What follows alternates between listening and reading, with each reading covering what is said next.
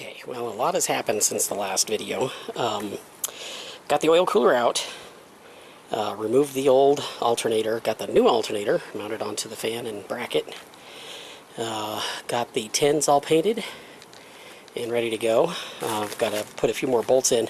As you can see, right down here, this bolt is missing, and there's two on the back side that are missing as well.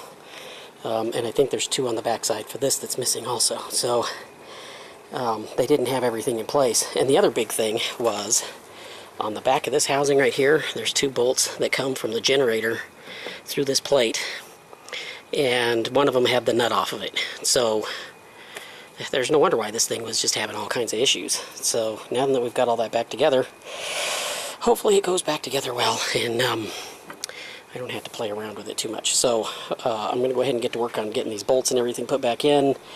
We're going to get this thing cleaned up and get new seals put in it, and then we're going to start reassembling. And I'll just do periodic updates as I'm going along with it. So we'll see what happens here. Okay, well, we got the generator mounted.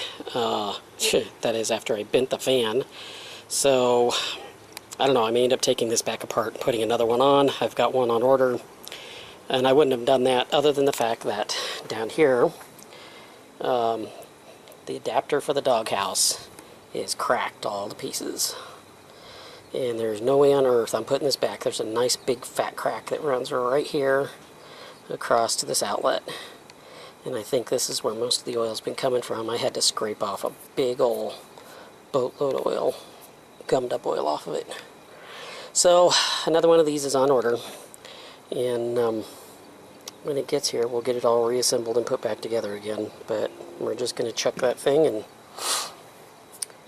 continue on. So more later.